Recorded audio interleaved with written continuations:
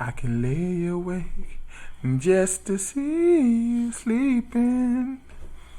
Something while you are dreaming, wondering if it's me you're thinking. I can get lost in this moment forever. Every moment spent with you is the moment I treasure. It's a really weird song for him to write for his daughter. Like for real? A little too passionate. My goodness. A little too passionate in some places. For real. Why would you want to know if a little girl dreaming about you? That's weird. I mean, that's not really the weird. It's like the hearing your heart beating. I understand that. In this sweet surrender. Yeah, that one right there is a little suspect. Yo, all these suspects. I could just stay here in this moment for the rest of time, and especially when you consider like the way that crescendos and builds. Yeah. But it's a beautiful song, though. Real beautiful song.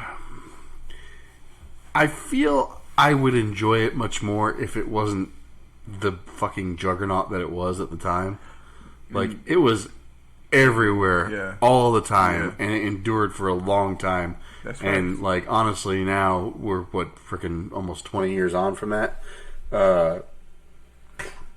It doesn't sit well with me. To 30, right? No. Either early 2000s or late 90s. For what? I don't want to miss a thing. Yeah. The movie came out in 96? 98. Okay, so about 24 years. 24. Watching that Super Bowl performance and seeing Snoop and them, and maybe they old now, bro. Yeah. They old. Snoop is a triple grandpa, ain't he? Don't his kid got a kid? They got a kid? Statistically. So I did enjoy the mini debate going on there, where there was online. There was a little bit of jabbing and verbiage thrown back and forth between Gen X and millennials. Oh yeah. Over who owned the halftime show. That's it. I caught the tail end of it. I mean, there wasn't much to it. I mean, it was just to argue because, like, it was Gen X, like, they're in their prime when they're coming up because Gen X. The youngest Gen X is 80. So by that point, the youngest Gen X is 12 to 18 years old. But the older Gen Xers who are more like 22 to 28. So like they're in their like your 20s is like your like prime music time. I'm saying it's millennials, right? Listen, I think it's we're in that older millennial stage anyway. So like we're I don't even consider myself a millennial. You're only 2.5 years away from almost. You're just under 3 years from being a Gen X. So close to being a boomer. You're like 3.5 from being Gen X. No, you strong boomer energy. Strong boomer energy. That's not in question. That's not in question. Big boomer. I'm every time you get that BBE. Every time you FaceTime, it amazes me that you figured it out. I refuse to text, bro. I just hate it. But I think for Snoop and Dre specifically, we gotta share them. But not Eminem. Eminem ours. M and 50 are all us. Ours. That's ours. All us. All us. We got the good and the bad. We gotta take M with the good and 50 with the bad. And then Kendrick Lamar. Is he even ours though? No, of course not. Okay. Gen Z. Yeah. 100% Gen Z. Oh, they got in there too, huh? Oh yeah, 100%. Who does Mary belong to? Mary? Yeah. Oh yeah, she's in the same. She's in both. Because again, her prime was like 92 to 02. She's still fine though, Sure, bro. no, it's not the argument. I mean, Salma's still fine, but again, it's not about the age specifically. It's about age is an illusion, bro. When they be that fine. But again, the age isn't the argument. It's their prime. Again, like Dre. How you gonna tell me Mary J. Blige is not in her prime? Selma Hayek is not in her prime. Let me show you a picture of Salma Hayek in 95. Yeah. I don't want to do that. Why you gotta hate? It's not hating. Why you give me that hate energy? No, listen. I can never have that. I can never go back to that. Listen, it's not. I probably can't have this. I can't even have this one. It's fine. You know why it's fine? Because they didn't have HD cameras back then. That's true too.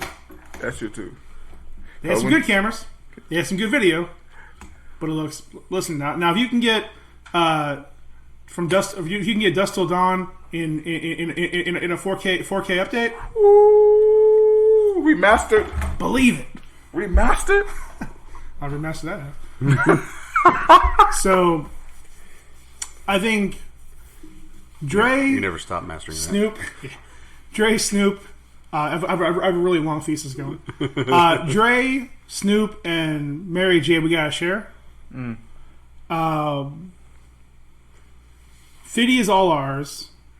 M mostly is ours. His prime was definitely ours. Yeah. I mean, he's stayed active over the last 10 years, so some Z's may have attached to him, even though he's not socially acceptable for a lot of stuff. Mm-hmm. Like I remember at one point there was a few tweets coming out like, "Yo, isn't that the guy we canceled?" And then K. Dot came out. Your boy, I want to call him Silk the Shocker. God damn it. The guy on the piano, on the drums. Damn it. Anderson .Paak. Anderson .Paak. He was on the drums. Yeah. So cool. Him That's coming his out fucking there. name on the drums too. Yeah. Shine bright, young one. Shine bright. Shine bright like only Anderson .Paak can. So I think they did. I think it was enough where it was 3 generations that could enjoy it. Him and Bruno killing it. Yeah. It was 3 generations that could enjoy it. It was. We don't talk about Bruno. It was definitely hard. I think pushed pretty hard for millennials, but it was enough for Gen Z and Gen X to really enjoy. So it was a mixture. It was, and again, they intentionally went safe. I mean, I was actually surprised that I didn't pull the report, but hearing that Dre had to throw in like $8 million of his own money to set it up. Because Super Bowl ain't got enough money. Well, the way the Super Bowl works is they say that you're getting a stage like no other. Mm-hmm. So, like your stage is a payment. So most people that do the Super Bowl, they immediately pop out an album or go on a tour or something like that. So that's like the ultimate boomer move. What is that? That's basically like you're working. Think about the exposure. The NFL is ran by boomers. Think about the exposure that you'll get. The NFL is ran by boomers. Even some of you're going to get so much experience. So the halftime show itself, while the NFL will have final say, Pepsi is the one who is organizing it. Their name's on it. They have all the branding. They're the ones who organize it. So they ran by boomers. Also, that being said, it was their last year being the sponsor. Really? Yeah. Well, but you never get paid for Super Bowl. No performer ever got paid for Super Bowl. Oh boy, Coke is really going to take over, aren't they? Well, there's a different conversation about that, but so right. I'm not saying about them being paid. Get that Walmart brand. So then my question is: so what did Dre spend $8 million on? Was it getting other people to show up? Was it paying for the stage? Was it paying for stuff they didn't want to pay for? There's nothing wrong. Like that was probably two on with the marriage. Probably one of the more maybe one of the more elaborate stages like setups we've seen in a while. Yeah, like recreating a miniature block. I mean, Weeknd had a pretty crazy one last year. A lot of stages, but like that mirror house and like all the things and like all that shit going on. I'm sure they have a budget, but what I'm saying is they don't pay for the performance. They have a budget of like right, but I don't think he was like paying for 50 to be there. No, I don't think he was paying Eminem to be there. No, well, he paid Eminem and knee. Eminem got took a knee. That was his thing. Of course, Eminem took a knee. We all know his knees are weak and his arms are heavy. I see that one. Immediately after he take the knee, somebody put, he's taking the knee for Tupac. Wasn't even on the song. Eminem, do whatever he wants. Yes, sir. And then he had the Eminem 3s on. The internet went crazy over those in the shoe world. In the shoe world. Where D comes from. The shoe world. Got you. Yeah. So they have a budget, and he threw in the extra $8 million to make it how he wanted it to be. So, and that makes sense because again, he's going through a divorce, so fuck it, ain't his money anyways. Yeah. He's a billionaire, whatever. Now one's finalized. Well, I don't think she got that much. She got less. Well, I She's think probably getting half. no, she's getting. I think it's $2 million a month or something like that, which comes For 100 years. Drake he pulls in around like $25 million a year. I mean, I'm sorry, he pulls in. He put whatever she getting like up to like 20% of the money he's pulling in. So it's end up like $2 million a month. $2 million a month. What the money he already has? She ain't getting none of that. They signed a prenup back then. Yeah, she signed a prenup. Right, but that must have been the fucking all-star of prenups, Bro, in because California, most of his money came after they got together. Yeah. Well, That must have been like the prenup of all most of his prenups. money came when he sold Beats by Dre to Apple. That prenup must have involved time travel. The motherfucker find out that you Well, can't. the thing is, though, think about this man. He pulls in a lot of money a year, and she's getting like 10 or 20% of that. So it's like $2 million a month. Bro, the money he pulls in is chump change compared to that brick he brought in. What you mean? For giving his name to to headphones. Yeah. Well, no. What I'm saying is though, $24 million a year is a lot of money. That's a lot of money. Not compared to a Billy. But then, like, she never worked though. I mean, I ain't gonna say that now. That's, Yeah, there we go, dude. let's have that let me conversation. cool down. Let me Let's have cool that down because, conversation. like, taking care of this man. Well, then how she take care of him? They have like people to brand new clothes, and I'm saying like most women they take care of their man. They should get half. But in that situation, like she had a lavish lifestyle. Like she didn't have to work. There was no working. His dumbass got They rid have of it. enough money that they have enough money that it's not like she's sitting there, making sure his outfits are laid out and shit like that, and buying his groceries for him or anything. She might manage those people, but Like I she don't said, do any of the work. like Jeff Bezos, his wife, she should have got at least 40%.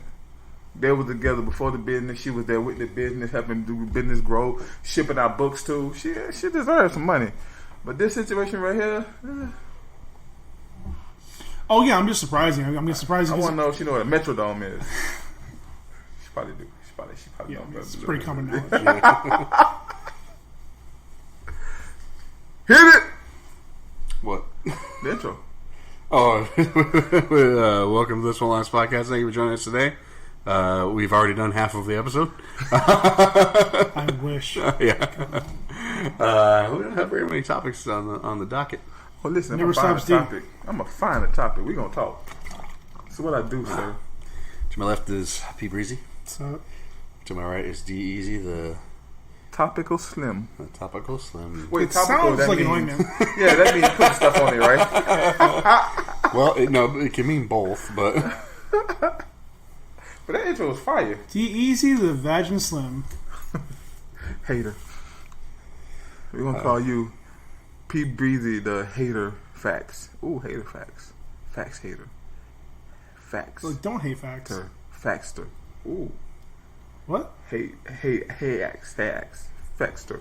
I'm gonna figure it out. Give me a couple Are you having a days. stroke? What's happening here? Hey, Ryan. hey, T. I see your palate is moving in there. What are you drinking? I don't know. I was going with that. So, Young Delicious. This is what I'm drinking. Is Young Delicious. Young Delicious. That's my stage name. Please, Young Delicious was my father. You can call me Mr. Delicious. I'm Mr. Good and Plenty. So I am drinking a passion fruit vanilla sour from Leatherback Brewing Company called Carite. Leatherback. Leatherback. Leatherback. Leatherback. Hey, P. Breezy, I think somebody what just are closed the door you in Paul's drinking? room. I was drinking water until about a moment ago. Some. No, what are you drinking now? Now, oh, I settled for black cherry seltzer. Excuse me. What are you drinking, D? I'm drinking some Basic ass sweet bitch. tea from the Mount of Duncan.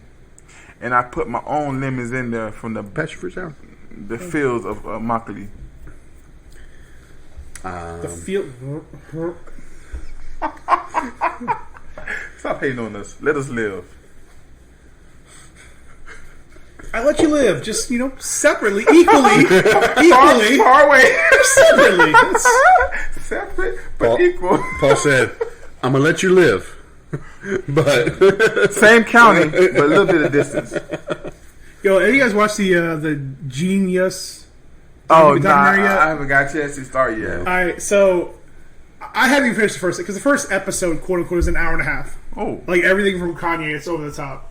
So what I've gathered so far is just this dude has been following Kanye since like 2000. yeah, long time. I heard. Like the whole hour that I'm in so far has just been before he got signed.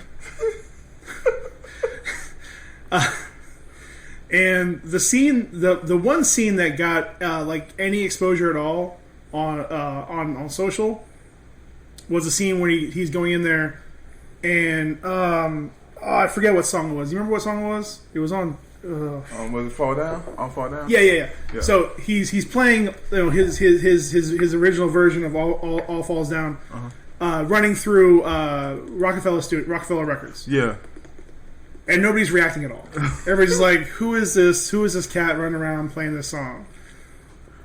After he had already like been a producer for a while. Yeah. So he's been produced for a while. They will not sign him as a rapper. Like they will buy his beats. They will use this and that, but they will not give him a record deal.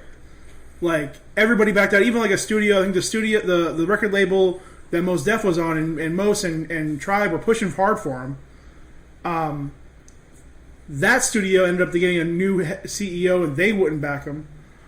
So, but after that got trending, a bunch of people who used to work at Rockefeller back in the day came forward and is like, so everybody's freaking out because nobody's reacted to this song coming out. Like, oh yeah, it's an obvious classic album. It's like this dude was coming in here like that was like the 10th time he came in and playing us a song. Like we were just done with it. Like that was the one time they showed, of course, when everybody was kind of like, yeah, man, we know it's a good song. We got it. Like, we can't sign people. I'm a receptionist. Like he's just running around like. None of the footage is of like in front of a producer or like anybody like hire an executive. It's just like people in the office because he would just like show up.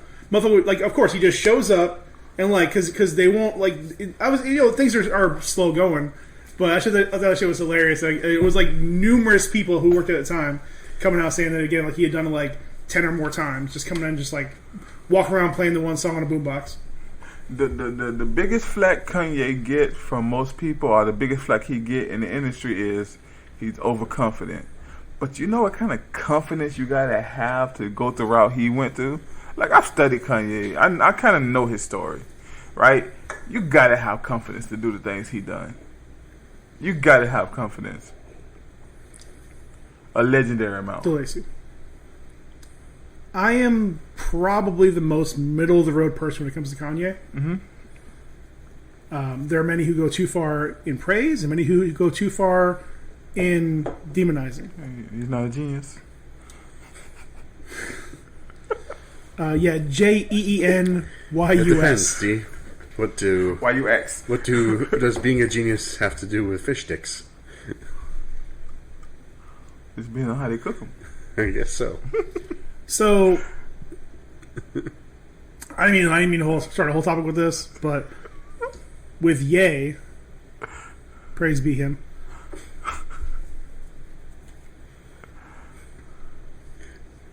There was a long time where he had to prove to the world that he was a genius.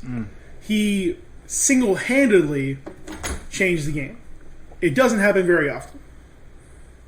He single-handedly took us from 50 Cent, from the tail end of hardcore gangster rap to the evolved form of with bringing in more emotion and being more vulnerable and talking about more than just I'm a kill you, I got bitches, candy stick. No, it's called the backpack rapper stage era. He brought in the backpack rappers. It gave them an avenue. Yeah. I would by no means. Okay, I'm not going to get another argument, but so, and again, his beats were never in question. For a long time, his beats were never in question. Or very little. I mean, again, nobody's 100%. But overall, his beats were solid. He sold them to, dozens of artists. His album, again, he had four or five, classic albums in a row. He had a fucking run. He had a run. And I mean, really, again, as annoying of a person as he was when Dark Twisted Fantasy came out, it's a certified classic. Yeah. Can't deny that. But the problem was every album got bigger and bigger, and so did his ego. So that while people were finally starting to acknowledge that he was a genius of this, or he was really good at this, his biggest fan became himself. And he kind of shut himself off from the world. So whenever there was any criticism, oh, you just don't understand. You're trying to hold me back. So How, Sway? So again, how do we go from Dark Twisted Fantasy to Yeezus? Sharp decline. I think he got someone with these two Dunder. Well, I haven't heard the second Dunder, but the first Dunder was amazing. But yeah, but like I said, it's that line. It's that line, bro. Having enough confidence to get to be where you call a genius, and confidence don't decrease. It just don't. It only expands. Well, it does decrease, but with the more success you have, the more it expands. He was on the run. And beyond that, he's created a world around himself where he doesn't have to hear any criticism. Yeah, that's facts. Everybody dick rides hard for him because they want to keep their job. That's any famous person, though. Well, No. There are plenty of famous people who don't. Famous people. Right, because they realize I need people to keep me in check. Yeah. He does not. When people start to keep him in check, he either leaves or he gets rid of him. Yeah. Well, then also you gotta understand this: hip hop is a genre of where you kind of gotta be confident. I'm this, I'm that. That's what hip hop is, and the most clever way you can say what you are. Bro, he left confident a long time ago. He's been pure ego for 10 years. Well, Beyonce said he got a big ego. Well, not him, but she said her man got a big ego. So that's what they like. I don't know. I mean, continue, Ray. I'm not taking dating advice from Beyonce. So, anyways, Donda 2. Let's see what happens. I'm kind of excited. I work out to Donda 1. It's like at this point, when it first dropped, it had 15 songs. At this point, it's 30 songs on the album right now because he keep adding songs. So at this point, I do the first 15 on one workout, and then the last 16 on the other workout. Yeah, I think it has 36 songs. He just they did. Is it 36 now? I think it was. I think it originally was, but the studio didn't want to release all of them, all the smaller tracks. And so he gets what he wants. Plus, but you're doing streaming, you do whatever you want. Yeah. Speaking of things that are missing, this is an article just for D. Kind of. This is more your wheelhouse now. Okay. Did you hear about Call of Duty? No. Activision has announced that they're going to have Treyarch delay their 2023 release of Call of Duty. What? So there's been no more information from that. As of right now, if that stays true and nothing else changes, 2023 will be the first year since 2005 with no main entry in the Call of Duty series. That's wild. That is bananas. That's wild. Thank God. I mean, Lord knows I'm fucking over it. But it's kind of like how I feel about Madden. Do a release every 2 to 3 years now. So here's the problem. Okay, so I think Madden, you probably could do that. And you could very easily use the same game and just do seasons and update and roster update and just chart. Yeah, whether do roster or hell even if you don't do roster updates, do DLC with the draft class. But they know they can just get you because people keep buying it. Yeah. Call of Duty, I legitimately think, especially at this point, if they stopped releasing every year, people would walk away. Or it'd be slow to get people back. That fickle? Yes, because I think they... There's so many shooters coming out, too. Right. It's a saturated market. Yeah. And they haven't been creative in a long time. They haven't. Because they don't have to be. Call of Duty is the iPhone of video games. The last creative game I felt like they did was Black Ops 2. I think that was the last creative game. And then even Modern Warfare 2 was beast. But I think Modern Warfare 2 was before Black Ops 2, right? It was, yeah. Yeah. Modern Warfare 2 came out, I think, the year after Black Ops. I think that was the biggest game jump, that Modern Warfare 2. Oh, I love that one. Oh, man, that was so beautiful. Also, I am terrible at multiplayer, so I love this. I actually enjoy the story missions. Yeah, that's me too. Man, there aren't. I don't have very many like video game levels where I'm like it sticks with me. But that fucking Russian airport scene, oh my god, oh my god. And I was one of those guys. I was one of those guys, and again, like this is early, fairly early, social media days. We're young. I'm the guy. I'm shooting at this guy. I ain't trying to shoot no. I'm trying to shoot him because I know who I am in the game, and then just motherfucker jumps out, pop. What the fuck just happened? Bro, I was on a roll in that game. Then I did the airport scene. And I just left the game alone for a couple months, bro. Oh my god. That was a good game. Between that one, the helicopter scenes, fucking bombing DC, like some good fucking levels. What about jumping off the mountain part? Sliding down, the prison break and all that shit. Oh man, it's a good game. That's a good fucking game. That was a game. Black Ops and Call of Duty 2, and all right, we're Modern Warfare 2. We're good.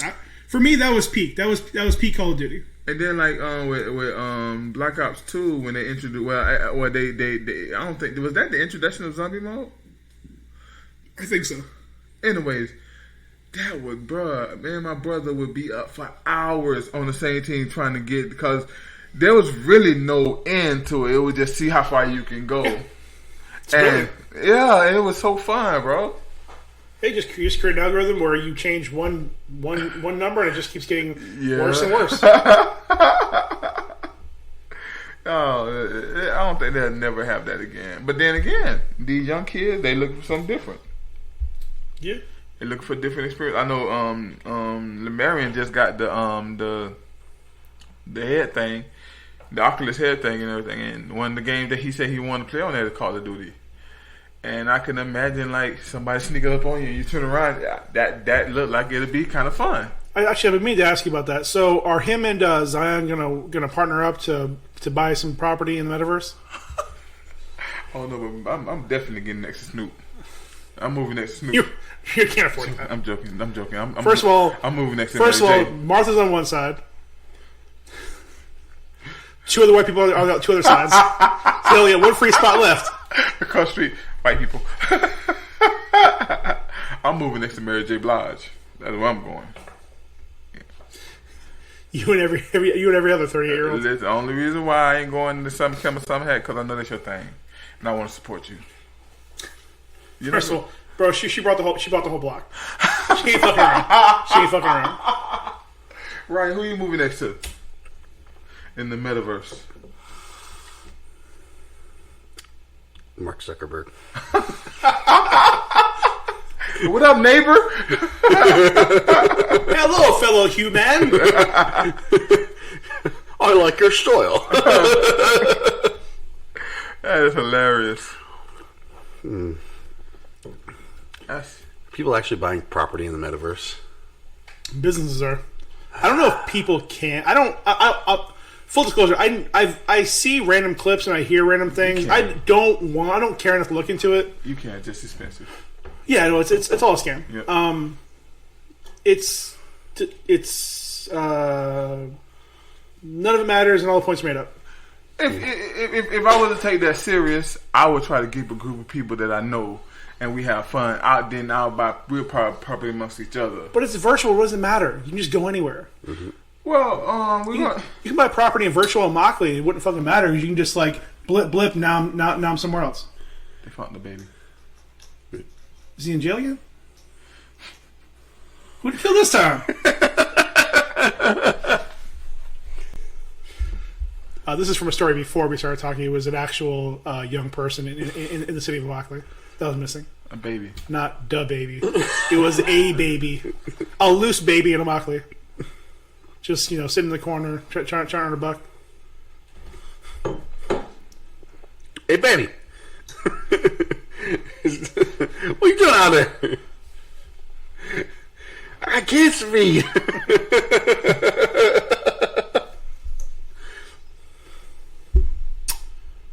Speaking of things you guys love, Dwayne The Rock. If you smell... Listen, he has a personal chef. He's ain't cooking shit. No. So, it's just... By the way, your question, the smell, it's cod. It's not even that he has a personal chef. It's that he doesn't have time to cook that much food. Yeah. He barely has time to chew. Do you see his cheat meals? Legendary, bro. He deserves it, too. Stacks of pancakes that big. He deserves it. Have you seen his workouts? Mm-hmm. So, I guess I'll start with this. I didn't know that Dwayne The Rock and his business partner bought the XFL. I thought we talked about this in the podcast. I do not remember this at all. Yeah, it was right when it happened. And then the pandemic happened. No? You don't remember that? We talked about it in the podcast. They bought it after the pandemic already started. I don't remember when it was, but it's whenever. Anyways, for those like me who don't remember this conversation, the inaugural season was cut short because of COVID. Mm-hmm. They went into bankruptcy and they swooped in and bought the whole league for $15 million. Mm-hmm. So they just recently signed a deal with the NFL to work as a partnership, and at this point, it's just more of a deal to talk about ways to help develop new systems, better rules, and better mental and physical training techniques to help grow the whole sport. My assumption long term, what they're both hoping, because obviously for Dwayne, it's because it's it being also on brand. It's probably just meant to be more of another avenue. I don't know that he has necessarily a passion for this, but for the NFL, 100%, they want it to be their D League, 100%. Mm-hmm. And I think that's beautiful. And I'm fine with that. I think that's beautiful. Because again, and the XFL needs this because the USFL I think just started doing their signings and drafts or whatever. Drafts. Their signings of fucking random ass players that we heard of. So, XFL, The Rock, already two good brandings. A great name for a league. Pairs well with the NFL. You got The Rock Johnson. That's a porn name, 100%. The Rock Johnson. Or just Rock Johnson. Oh, Rock Johnson. Oh, that's a good porn name. That's a good porn name.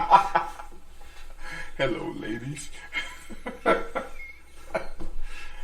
So me and my brother was having a car. What you done?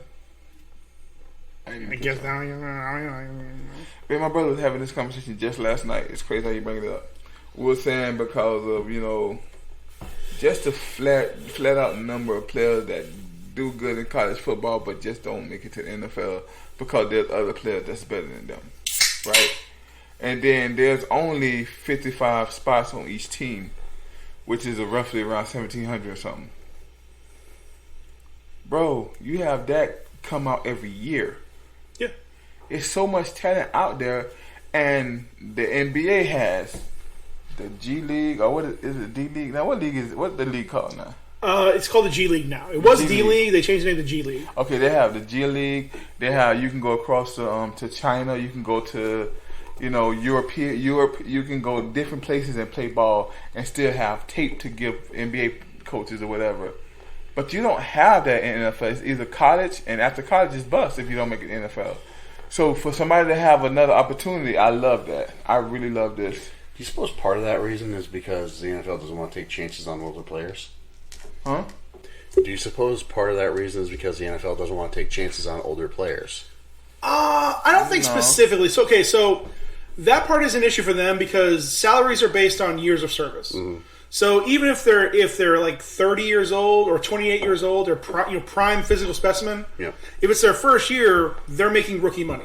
Yeah. So even if they're playing the best year football of their life, they're still only making like the entry level pay, like minimum pay. First 4 years. Now again, if they're showing the talent and they're a free agent, then they could make more if there's teams bidding on them. Yeah.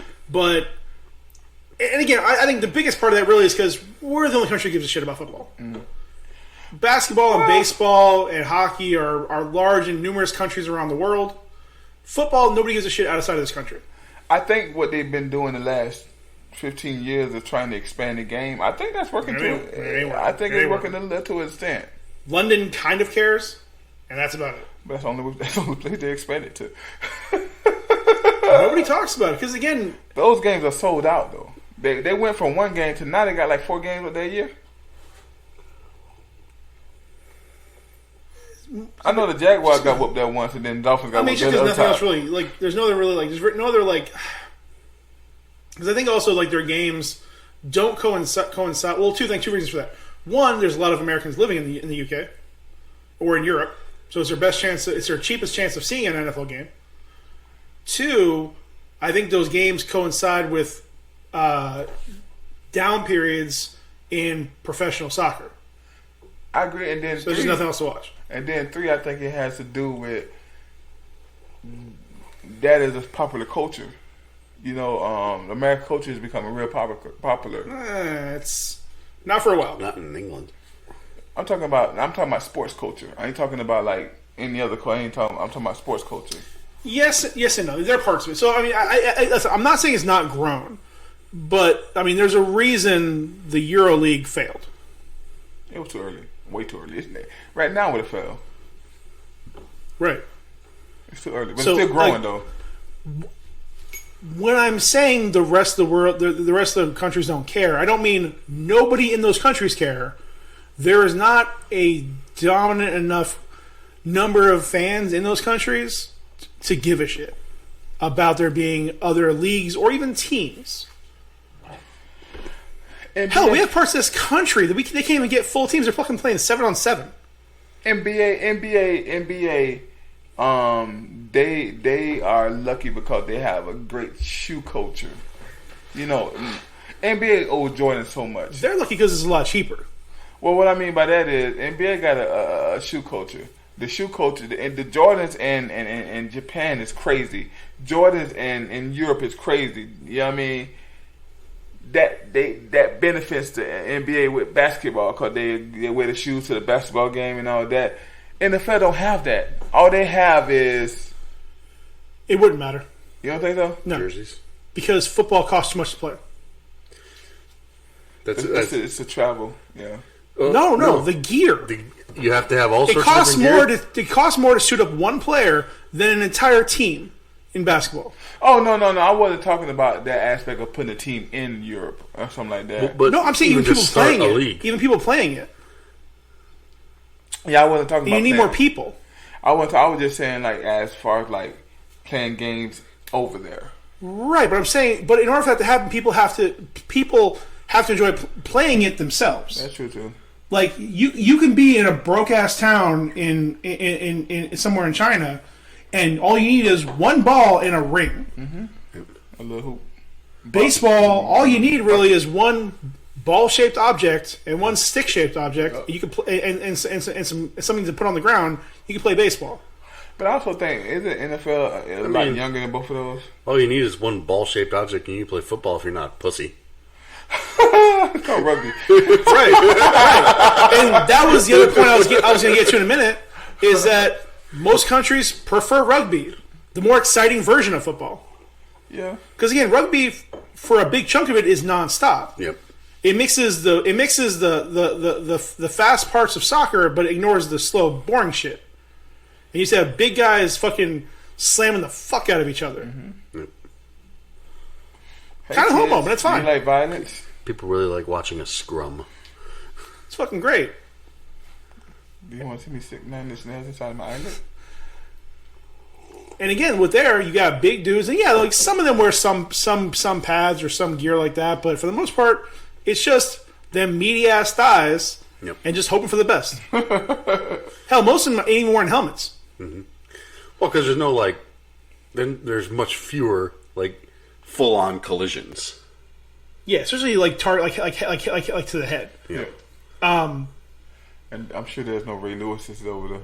Well, like I said, and there aren't 45 seconds between plays. There's not, and you know, at your fastest. Yeah. Once you're tackled, you got 3 seconds to hike the ball to somebody else, or pass the ball to somebody else. That's it. It's a constant going. Mm-hmm. So rugby is a lot more exciting for most of the world. And honestly, if we had a bigger system here, I'd probably enjoy watching that more than football.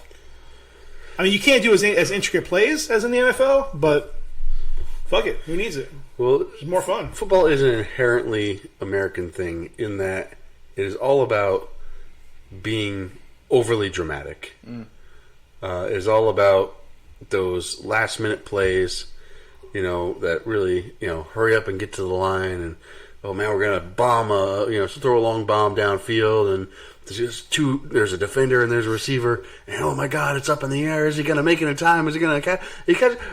Yeah! Or, oh! It's all about those big emotional moments. And I don't think that there's as much of that in your soccers and your rugby's especially. But really in any other sport. You could maybe argue that in soccer sometimes with the, you get some of those last minute goals and things like that, or things goal, Yeah. But it's never quite like football, where so many games, oftentimes, due to the fact that there's a lot of ball control, there's a lot of okay, we're ahead, let's slow the game down. The defense is trying to make us speed up, so let's get to the end of the game as quickly as possible, and let's not risk, scoring a lot more points, potentially losing our lead. And I think also the NFL also, because what it is about points, right? So if you say touchdowns, let's say it's just counted as touchdowns, you're gonna get at least 5 to 6. What I ain't gonna say that. You're gonna get at least, if you go 21, that's 3 touchdowns, that's 6 touchdowns. Yeah, so you're gonna get at least about 5 to 6 touchdowns a game, right? Yeah. Where in soccer and baseball, you get 4 goals. To the most. Like a 2 to 3 game, 2 to 4 game is a high scoring game. Yeah. Whereas basketball, every time you have a possession, you got a 50-50 chance of leading the points. Most of the time you're getting points. and for basketball, I would definitely argue that 80% of the game doesn't really matter. Very rarely. What you watching for? Very rarely. Well, yeah, I know. But I mean, in terms of the game itself, very rarely do you ever see huge come from behind upset victories. It's usually close the entire time. Yeah. Well, I mean, a 10-point difference is not uncommon. No, yeah. But really, that's that could be made up in 3 possessions. I think now with the 3-point line, with the 3-point shot being so integral, a 15-point lead is that's half a quarter. Yeah. But you watch most basketball is exciting because of 3 things. NBA do a good job with their stars, putting their stars out there. Yep. Second thing is what the stars got on, the shoes and everything. And the third thing, they got the dunk. Yes. The dunk is a very, very, and the 3-point, the way they shoot threes now at half court, like the boy taking 2 steps and then shoot threes. That's exciting. That's making the game more exciting. But what I'm saying is, now the NFL, they're doing a better job because now they're trying to let players celebrate and stuff like that. They lax up on the rules. Players on defense can have lower numbers now and everything. They can pretty much do any number you want now. So they're trying. But it's also, let me tell you, the biggest reason why it's hard to go global is because you got boomers running it. And boomers only see one thing, money. Well, but boomers... Or those boomers. Boomers have no problem invading foreign territories. They're trying. They sure try. I think the reality is that there's just... The reality is there's just no interest across the ponds. And I think it's exactly what Paul said. Paul hit the nail on the head is the cost. Because even beyond pads and stuff, you have to have a big enough open field with demarcations for each down and things like that. And everybody has to know the rules. It's not like basketball. You put the ball in the hoop. You can't push me or shove me. But I think the bigger picture is to go from one game and a year and it's not selling out. Actually, it was one game every other year to 4 games last year, and they all sold out. Which they had the first sellout game last year. That's pretty good. That's showing growth. Now I'm not saying that everybody care about it, I'm just saying it's showing growth. And I think the XFL is the reason why I think the XFL is a good thing is now if there's a player who may not be good enough to, and it depends on the coaching hires. I thought when they had the first XFL, the coaching hires was amazing. Because players can continue to grow and everything and get shots for the league. Mm-hmm. All you need is one shot in the league. One shot. You only get one. Yep. Do not miss your chance to blow. You get one, but all you need is that one. There's a kid from Mockley, Darius Johnson. He was a walk-on with the Browns, and now he's the starting running back. From Hootie and the Blowfish? Huh? From Hootie and the Blowfish? You said Darius Johnson. I said from Hootie and the Blowfish? Darius Rucker is... Yes, I know. It was a joke. Okay, I missed that. It went over my head. Okay. I see it. No, but the kid from Mockley now he's a starter and about to get that cash. Everybody in the Mockley is excited about that. All of his 50 cousins he's about to find out that he had. Hey cousin, how you been? I ain't seen you in a while. Apparently he's supposed to be my cousin, but I ain't that dude. Yeah. I'm not that dude. My cousin is a musician. He's a producer right now, but he's got a band and everything. And never really hit it super big, but they did get to tour with a lot of people and do a lot of things. But what's big anymore? Well, it's a good question. Technology said it the best. He's still doing music, so apparently he's happy enough with it. He found the area he's comfortable working with. And I can understand him maybe not wanting to tour anymore and not wanting to, go do live shows every night and whatnot. But he's still working with his band. I think he's planning on releasing some stuff. So, Tech9 said he started out with a solid 1,000 people following him. Yep. And over time, he just got to 50,000, and he did everything for those 50,000. And them 1,000 people buy your album. You still eat to get to tomorrow. Yeah. You have to put more music out. Well, 1,000 people buying a $12 album and merch. Well, even merch has overhead, but ain't gonna make you eat for the whole year.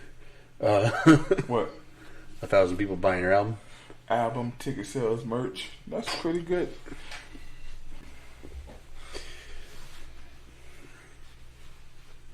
I don't know. Yeah. One day the football will be big in other areas. I don't know if I care if it is. I don't know if I care if it is. I know the NFL do, but I don't know if I care if it is. Like, some things should be American. Yeah. Not because like I don't want them to have it, but it's just like we are different, bro. We value things different. We special. Yeah. Yeah. Listen, it's probably the most American sport. It's expensive, it's dumb, it's bad for you. America. Yeah. Yep. But it makes you millions. It makes you, no, it makes it. It makes the it makes 30 people millions. Baby J was the 3rd string running back, 4th string running back, and he still made like $87,000 a year. Or somewhere in there. That's pretty good. Does he still got it? I don't know. There you go. Don't know. Ain't the problem. It ain't the point if he got it. I know he made it. Bro, listen to me. One season would change my life. If I could just get through one season, that would change my life. Maybe, except for all the medical bills that'll come later in life because all the damage it took to get to that 1 year. Well, they done. That's the problem. That's they the worked problem. out good enough that they pretty much got decent insurance. Not good, decent insurance now. For life, most for elderly. Oh no! Listen, man, players should, even with just 1 year, should be good to go. Yeah. But a lot of them ain't, because a lot of them aren't smart with money, and don't save it right, spend it wrong. As soon as they get that contract, they're having a big party before they even get a check. So they're already in debt before day one. Shaq said when he got his first NBA check, he said he spent $1 million in 1 day. He said, I forgot who it was that talked to him. Then he said, you know what? I'm going to get a Jewish man. And he went and got his Jewish accountant and everything. He said he stayed, pretty good money. Yeah. Now, dude owns like fucking 300 car washes and shit. Like 27 Papa John's. That's what I'm saying. Like, he owns a lot of stuff. But I ain't even getting to that. What about the endorsement deals? These niggas he'll endorse anything. He'll buy anything. He in the littlest of cars. Buy this. Oh, that Shaq is funny, bro. It's your boy. So, sadly, I have no hot take this week. Gun to my head, I'll say my troll pick. My troll take. I don't believe this, but I'll say it, just fuck it. It's a two-parter. Okay. One, in The Batman, there will be a reference to Twilight. Really? I bet there will be. You think so? Yep. Okay. 100%. Two, and again, maybe super subtle, maybe even be unintentional, but it will be something there. Two, I think it will be middle of the road. In the movie? Box office wise. I don't think it will be. I think it'll be in the middle of the road as far as like quote unquote blockbusters go. It will not be the highest grossing movie this year. Oh no, it won't. It will probably be top 5 if I remember what movies you come out this year, but it'll probably be like number 3 because we got Multiverse of Madness, we got some stuff. I don't remember what's coming out this year. You got the Flash movie coming out this year. Oh yeah, that's easily below Batman. Go ahead. What's the madness? There's like 3 Marvel movies or 4 Marvel movies. I don't remember what they are. Not gonna start. Love and Thunder. Nope. That don't come out this year? It's 2023. I think. Oh. It's 2022? I thought this year. Might be late 2022. I don't remember. I don't know. There's no trailer, so I have no idea. I think that's coming at the time when. But regardless, yeah, I think it'll probably be even just as far as superhero movies go. It'll be number 4. I'm gonna go with that. I got a hot take. That's my hot take of the week. My hot take of the week is no movie is gonna beat Spider-Man. I mean, it's still not number 1. It's still not number 1. I mean, Endgame's still ahead of it. I'm talking this year. I mean, it made most of its money last year. Oh, Spider-Man didn't come out this year? No, no, on Christmas week. It didn't come out this year. So, you broken, dude. I really am. We've got 3 movies scheduled to come out in 2022. I'm assuming these are the latest. Multiverse of Madness, May 6th. Thor: Love and Thunder, July 8th. Huh. Black Panther, November 11th. Hey, Black Panther come out this year? Allegedly. Huh. Ain't you still boycotting it? I ain't looking forward to it. There it is. I'm waiting till it get on Disney Plus. You sound like the people I work with. What? Talking about an all hip and all rap halftime show. I ain't gonna see that. What do you mean, you people? That's for public. Can you believe they're having an all rap halftime show? Yeah, I can't believe it. This is not the first all rap halftime show, is it? Yes, it is. Eminem didn't do a performance halftime by himself. Why the fuck would he? There had been plenty of black people. Like Bruno's been on there like 3 times. Or no, he barely counts. The Weeknd had his own. There's been plenty of people of color. Hell, I mean, the last white person was Adam Levine, like 3 or 4 years ago, like 4 years ago. And he shared it with a black person over there. I mean, he was. Well, it was him, Beyonce, Bruno, it was a bunch of people because he can't carry a crowd. He was heavily colored. But yeah, because he had done a random ass tattoos. Yeah. But yeah, it's just because it was rap specifically. Really? Yeah, of course, man. So do you think if that halftime show was Eminem and what is his name, the one that did Diplo song? Macklemore and Machine Kelly, Gun Kelly. First of all, that'd be the weirdest fucking mix ever. But you know that, like, would people be mad that because they all rappers? Would people be mad that it was all rap? I think they would be confused because they don't know who anyone but Eminem is, as far as the people who will be mad that it's all rap. Mm-hmm. And but would they be mad at the people who know that who they are would be confused as to why are these 3 together, other than the fact that they're white. Okay, put that around. Put all around. Would they be mad if there was would they say, "I can't believe it's all rap" if it was in 3? I don't think they would. Maybe. I don't think they would. Well, I think most of those people. Okay, so I think it'd be hard for them to get mad about things that they don't know what they are. Although I guess that is kind of their milieu. It's kind of the point. But I mean, like, they don't know why they should be mad. Like, so I think could be argued that that's exactly your point, saying that because they're white, they don't immediately assume that there's a negativity to it. But if you then immediately told them that they're all rappers, would they be mad? I don't know, because first off, outside of Eminem, is Machine Gun Kelly even a rapper? Yeah. Like, I know he was one, but now he's like a emo guy or whatever. He's a rapper. Hasn't he just released like a bunch of like fake emo pop punk shit? I'm just bored.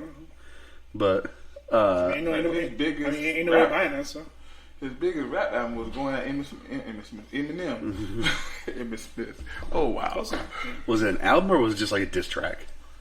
No, I said his biggest song was going at Eminem. You did say album, but... I meant song. Okay. But, like, if you then explained it, like, I'm sure they wouldn't be mad because they're like, oh, it's the thrift shop guy. But then they might be mad because it's also the One Love guy. Yeah. Well, no. Conservatives they done accepted the gays now. The gays for Trump did that. They have bigger problems now. The enemy of my enemy is my friend. Yes, they've only accepted. They've accepted those alphabet letters because now everybody's fighting the T's. Yeah, they didn't accept the T's now. Now they haven't accepted the T's. Well, I mean that's why they accepted the gays because even the gays don't like the T's. The G's don't like the T's. Yeah. Good old Chappelle. But fuck him. Peacemaker.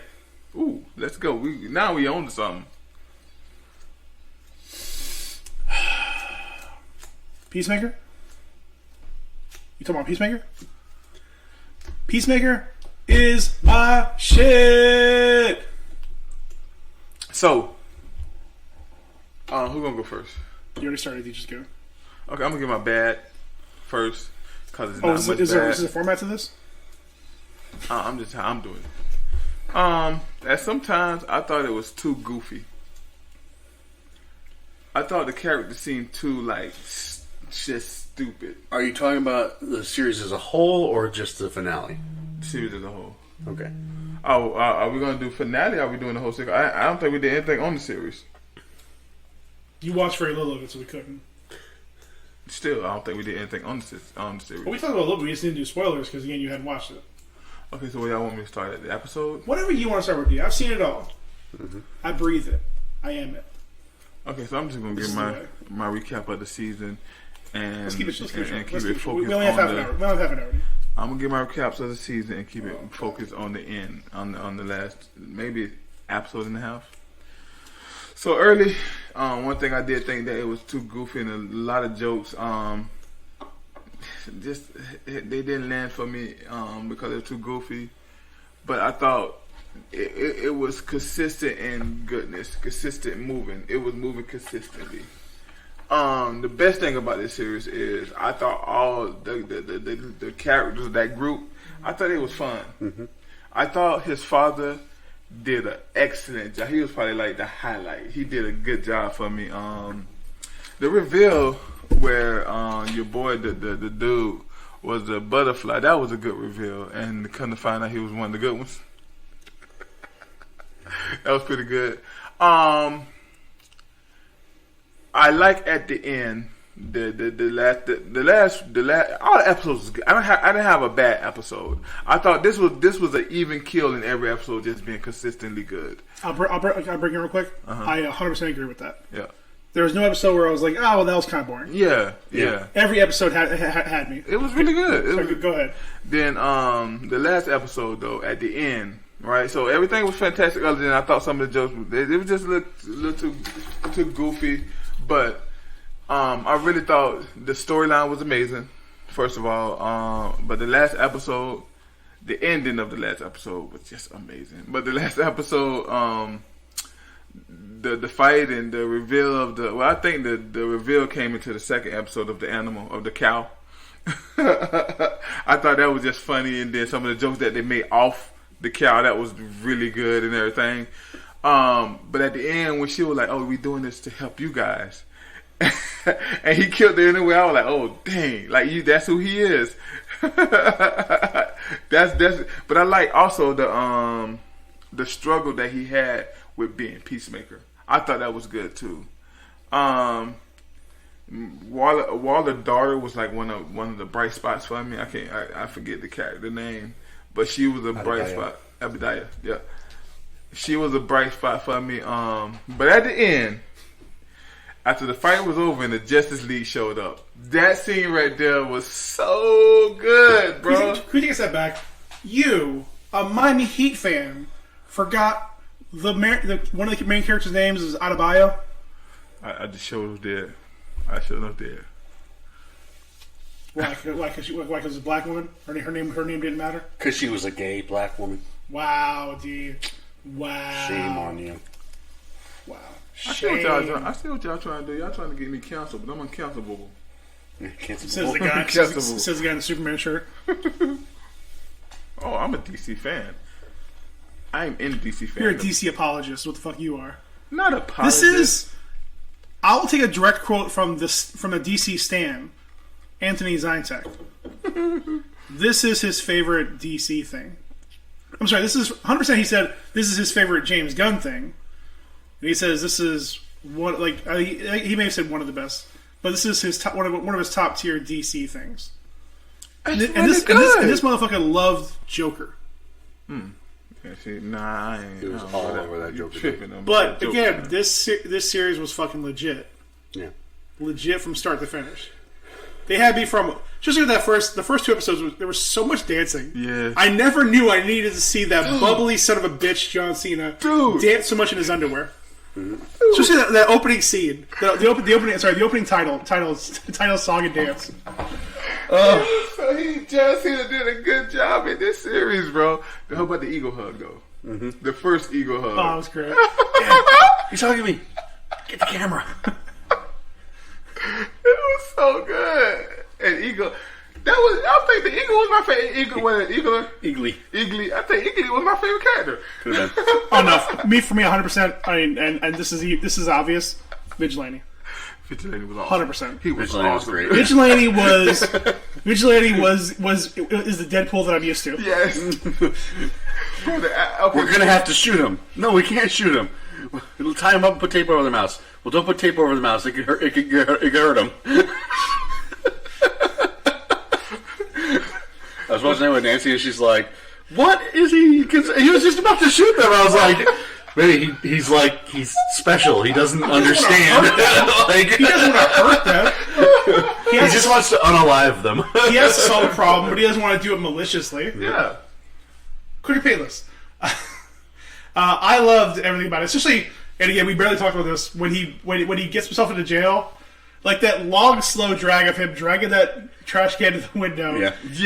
Getting arrested. Yeah. Just nobody fucking watching him. It has that, 45-second rant in front of the fucking the white nationalists saying, "Hey guys, what's your favorite part of black culture?" It just goes off for 40 seconds. What is it like? Is it how the I don't remember what exactly started off. It was like how the bunch of guys gangbang your mother while you watch in the corner and jerk off crying.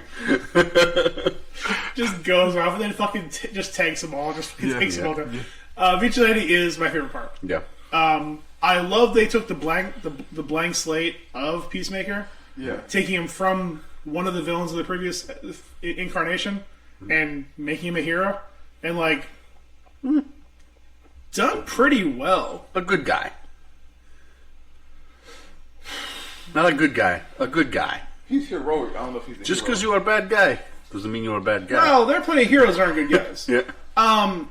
He's trying to be a better person.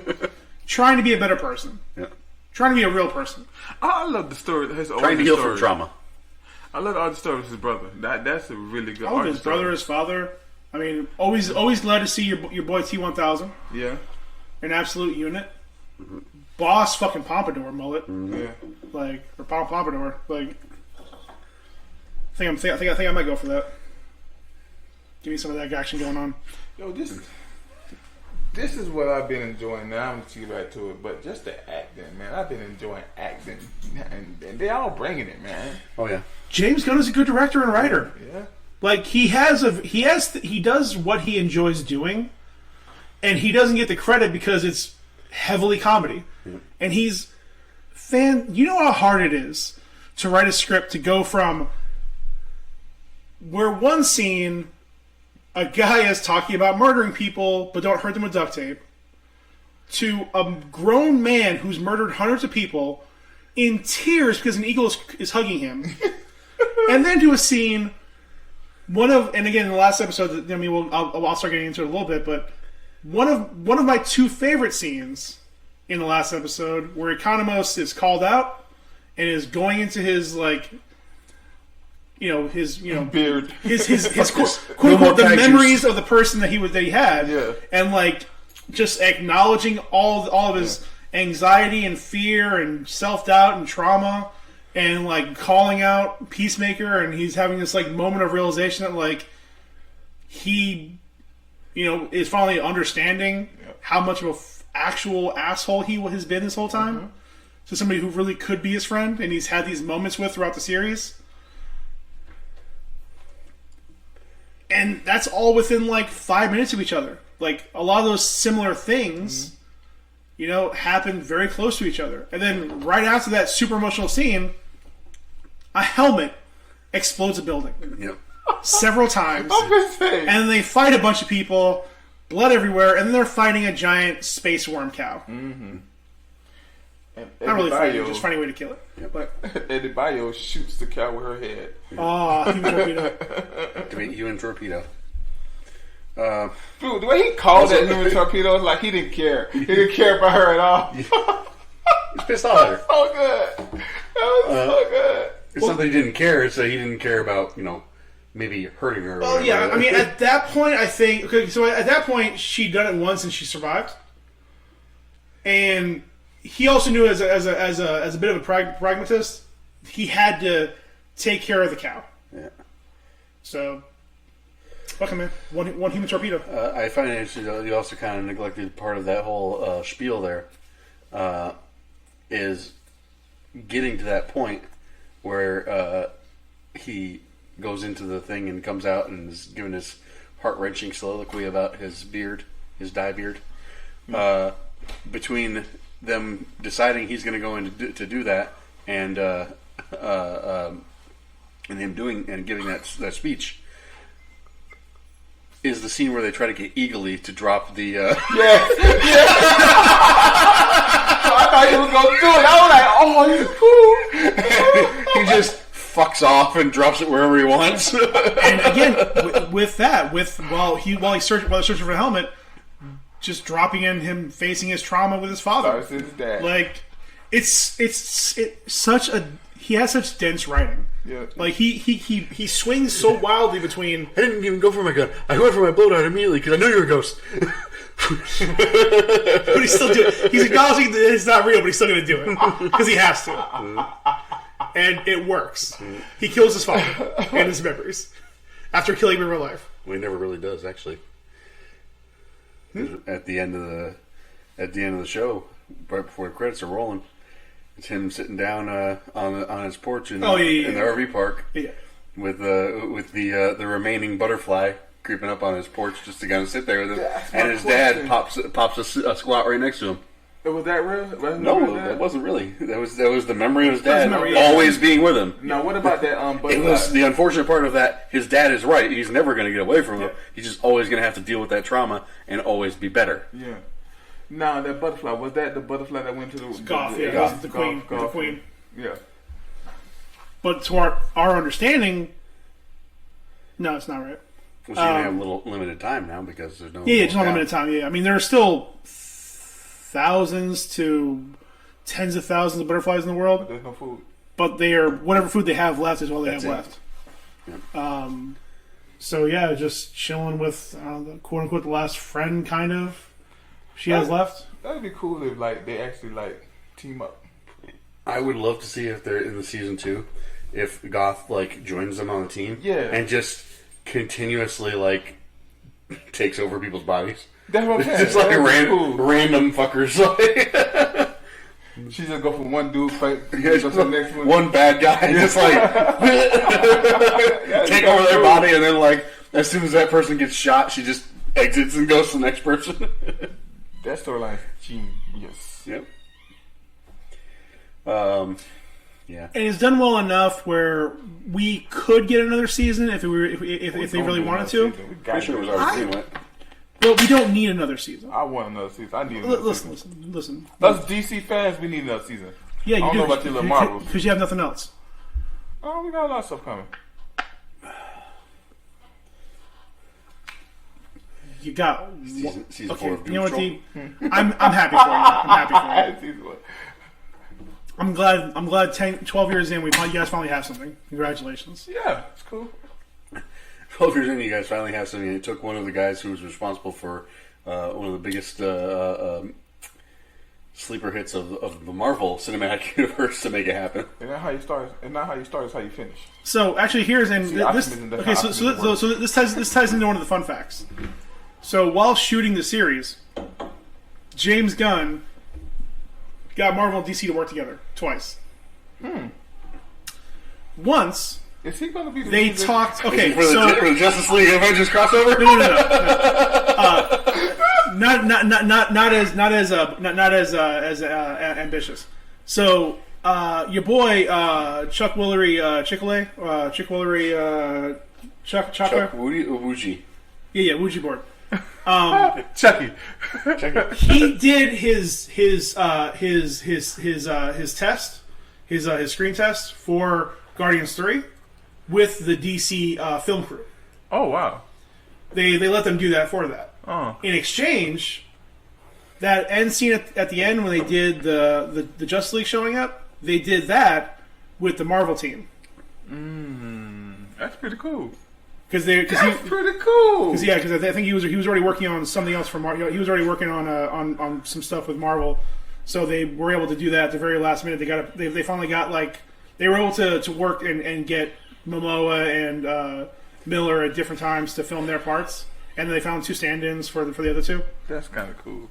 Yeah, you can tell the other 2 wasn't of course, yeah, because they didn't show the face. Yeah, that's fine. Yeah, that's fine. For fairly obvious reasons, though, because one, they were in the middle of making Aquaman 2, or at least wrapping that up, and Flashback, versus there isn't even a planned Superman movie right now. Yeah, and Wonder Woman 3 is definitely up in the air. And more importantly, we were finally able to confront the important issue of this whole series. No Batman. Fish fuck. Aquaman fucks fish. Which, I mean, technically, I guess he does. I mean, but he never said he did, though. He said that he hate that rumor. Yep. Your girl, Mara? Mara is a Atlantean. Technically, yeah. I mean, she's not. Yeah. I mean, she ain't, but she ain't not. She has gills. So is she trans? Yes. Transhuman, trans fish? I mean, I guess at minimum, That's not what trans means. I guess at minimum non-binary, but I'm sure your cis male mind has trouble wrapping around that. What? Binary? Call me cis male.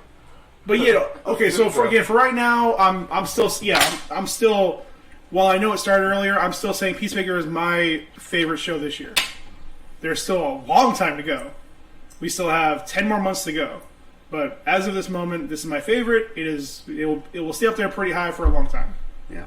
Because James Gunn is an undervalued and underappreciated director and writer. So ain't really nothing out this year but this and the Star Wars one that sucks. Well, I'm not. It was fine at the end. It definitely it went from unnecessary to pretty cool to okay. So now we have listen, they could do some really cool shit with the Obi-Wan series. We got a couple of the Marvel shows coming out this year. Marvel got some coming out.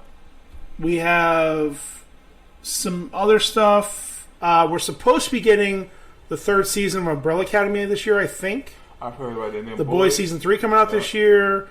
I have not heard anything about Invincible. Yeah, I haven't either. A bunch of other animes are coming out later this year. Listen, we got Attack on Titan going hard in the paint. The Lois and Superman and Lois show is pretty good too. It's really good. I have a hard time getting into those because they're like 45-minute episodes. They're just too long for me to watch. I have trouble getting into it. How long was what's the same? I don't think so. But even still, there's only like 8 episodes. That's true too. Whereas like the CW shows are too fucking long. There's too long of seasons. That's true too. They waste a lot of time. Peacemaker was a dense series. It didn't feel rushed. It didn't feel dragged. I'm starting to like the less episodes. You get more. Bro, if I can get movie quality shows for shorter, honestly, and that's been the formula that's worked so well for HBO for so long. Like HBO was the pioneer of this. Like you can sink a movie budget quality production into a series. You do it shorter. You can get more out of it. You know, again, it depends on the series. Like obviously, you can spend a lot less and get a lot more from like, what's that show? Heisenberg. Breaking Bad. That doesn't cost as much as like say Game of Thrones. Mm-hmm. Even with a minimal season, it's still going to cost a lot of fucking money. I don't think no show should go past the 5th season. I'm going to argue against that. The Simpsons. There are a lot of shows that still have strong showings. Simpsons I'm not going to say I'm not going to say shows have their best seasons after 5. So I will say that shows peak by season 5, but plenty of shows still have great seasons after season 5. Let me amend that. I don't think no superhero shows. Oh, no doubt. Shouldn't go past season 5. Let me amend that. Yes, because most of them overuse and drag out the same thoughts, especially the ones that we have. Because again, like okay, so like we're thinking about the ones like you're mostly CW. There are very few non-CW ones. All of them. But there are very few non-CW ones. The Netflix shows. What superhero ones? Daredevil. That barely got a third season. That's what I'm saying. Those are shows that... Bro, okay, first of all, Daredevil could go a lot longer. Didn't need it, but it could have gone a lot. It has so many stories. What? They can go past 5? Potentially. They barely touched a lot of his series. What about Agents of S.H.I.E.L.D.? That was a mess from the start. I don't know. The beginning was amazing. They didn't know what the fuck they were doing at any point during that series. And only a few times they really managed to land on some interesting stuff. But it was entertaining for the most part. Yo, I think how many I didn't need time. If it's 8 seasons, I think 5 of them. I didn't need time travel. So, yeah, it's fine. I mean, the shit in the future and the shit with the other dimensions, I don't give a shit about that. I didn't even finish watching. After they came back from the future and they stopped the Earth from cracking apart, I stopped watching it. Yeah, that was like... To me, that seemed like a good place to end it. Yeah, that was a good place to end it. That's what I'm saying. I'm like, oh, you came back for 2 more seasons after that? She becomes a superhero, like officially. Coulson's gone at that point, and like that's the end of S.H.I.E.L.D. Like, now I would have loved to see cause they kind of like left it off going into what's the space one, Space Force one. Space Force. What was the Space Force they had? What? Like, what was the Space Force in Marvel? What it's called? Sword. Sword. Mm-hmm. I like to see a couple seasons of Sword to see how that is. We'll see how they handle it in the movies. I mean, right now we have two very different versions of Sword. Yep. We got bureaucrats on the ground and Nick in the sky. Nick in the sky. Nicky Sky. Walking around in flip flops. No, this motherfucker. Tahiti's a beautiful place. So we'll see. I think on average, I think on average I can agree with you, but only because I think a lot of those series, most of them don't have faith, so they blow a lot of the good series too early. A lot of the good storylines too early. There would be a season that I think they had the potential to go past 5 if they was focused on if they change it back from Captain America and and they just say Falcon and the Winter Soldier, that has potential to do at least 5 good seasons. No. You don't think so? No. You can do so much with it. Like what? Like whatever your next. So what I'm hearing, the next saga is the Secret Wars or something like that. Secret Invasion. And, but what they calling it though? It's called what's the name of the Doctor Strange movie? Multiverse of Madness? It's the Multiverse Saga. That's what they're calling it. Okay. So I think you can use that show to set up a lot of stuff like that. So basically, what you're saying is use Captain Falcon and Winter Soldier. No, not Captain Falcon. We're gonna do Falcon and the Winter Soldier. Well, it's Captain America at this point. Well, I think they're gonna bring the original Captain America back. No. Well, in the next movie, he's supposed to be back. As a cameo. Really? Yeah, he's done. Really? Okay. Well, then, you already trying to fire a black man? God damn! It's still Black History Month. No. They said. I mean, trying to cut it from 28 to 22 days. Even in the multiverse, only get 28 days. The ancestors are ashamed of me. Shame, I know. You are wrong! All of you! You are wrong! So if that's the case, the movie gonna be about the Falcon, then yeah, no, we don't need to show. Okay, so yes, you could expand some of these series by reacting to other things happening, but you can't do that for too many seasons because then you just get the Agents of S.H.I.E.L.D., which has no through line. I already said this. I want Wolverine to have his own show. I want Storm to have her own show. I want the dude that shoot the red out of his eyes. What's his name? Elon Musk. No, the dude that Scott. I want Scott. Scott Peterson. Scott and what's it called? They show together. Him and his girl. Nope, boring. It's all boring. Everything you said was boring. Oh, you crazy? Not crazy. Bruh, you can even make with what's it called? Where she, first of all, you can set up a good little story, a good little origin story with Logan. Like his show could be amazing. Storm show could be super amazing. Storm maybe only because again she has a very interesting background and future. So here's what I'm going to say. So one, I think with Wolverine you have to be very careful and you can't overdo it. You need to be precise with your usage of that character. Yeah. Because one, for better or worse, Hugh Jackman is still Wolverine for a lot of people. You think they're gonna bring him back? No. Okay. I'm saying in their mind. For a lot of people, he is still that. Just like why it didn't matter. Honestly, God, it did not matter what Jared Leto did. Your boy was still Joker to everybody else. Yeah. So, one, you have to use it sparingly. Two, The only way to make a Wolverine story like really fun to do and really interesting would be something Disney Plus wouldn't do. We'd make it either like a murder mystery story, like more like a serial killer story, where it's something like in the vein of like Dexter, or more horror themed, where like there's something out there and he's being blamed for it, and he has to figure out what the hell it is. So again, whether it's an actual monster, or whether it's just a mutant or an animal or whatever it is, he has to go across. That'd be cool. The countryside, or whether it's Canada or U.S. or That'd Japan cool. or Europe, and just go around and figure out what the hell it is. That'd be cool. He's tracking, he's hunting, he's trying to figure out what's going on. Just him like being a hero. It's him. Whenever Wolverine's just being a hero, it's boring as shit. It's only fun in contrast to people who actually want to be heroes, because he's a reluctant hero for most of his career.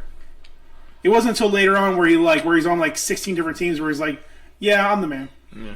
Now, I do think Marvel excel at bringing a lot of low characters to life, a lot of like unknown characters to life, and making them real amazing. So I like to see them mess with like some of the unknown characters in the in the X-Men. Cannonball. Bless you, motherfucker. Duke. And even That'd be a good web series. Even when with this Peacemaker. Forge. Sorry. The reason why he's a good character because he's an unknown character, and James Peacemaker. Yeah, he's a nothing character. He's really a nothing character. And they really stealing from Marvel and taking Marvel. Hell, the only reason Peacemaker would have had any trending over the last 20 years was because he was one of the inspirations for the comedian. Yeah. I know that. Pretty much. Charlton Comics, baby. Still irrelevant. So, I think that's the show? I think so. Peacemaker was awesome. If you haven't watched it, unalive yourself. Listen, it's setting the tone for superhero characters right now. It's setting the tone. Every show that come behind it better step up. That's not. Like, it's better than being its own thing. No, I said setting the tone for how good for what the superhero. Setting the bar of quality. Yes. Okay. Yeah. I was say, following the same tone, not all superheroes would follow that tone. No, I said they better bring it. Yep. John Cena, he needs more love. Bro, so John Cena, yeah. And you know what, man? You can actually see the difference between this character he's playing here and the character he played in the Fast and Furious. It's almost like he was acting. Yeah. It's crazy. You thought I was asleep. Bye. Acting. I wonder if The Rock was watching. Subtle shot. I wonder if he smelled what he was cooking. Can't smell anything with all that goddamn cod in his mouth. It is a very fragrant fish. A mouthful of cod. No, he's going to have to wait till next year for a mouthful of cod.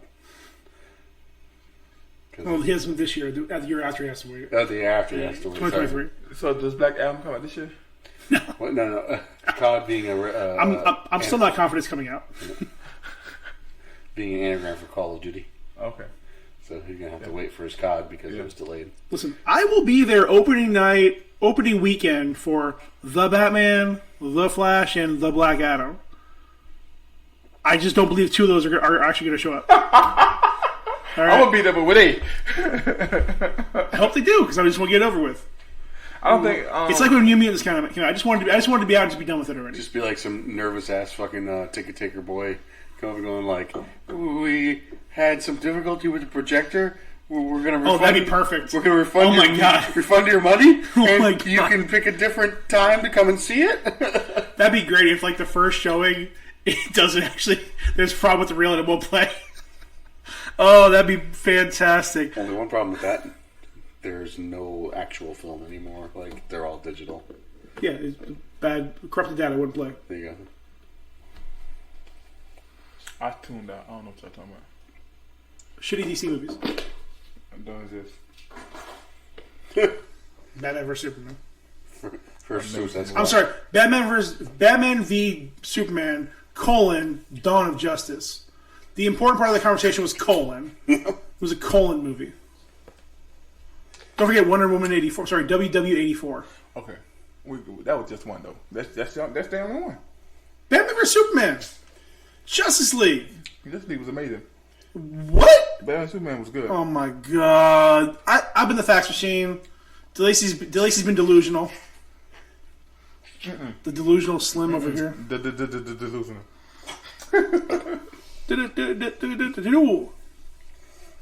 It's time to duel. I have a Ryan Van line.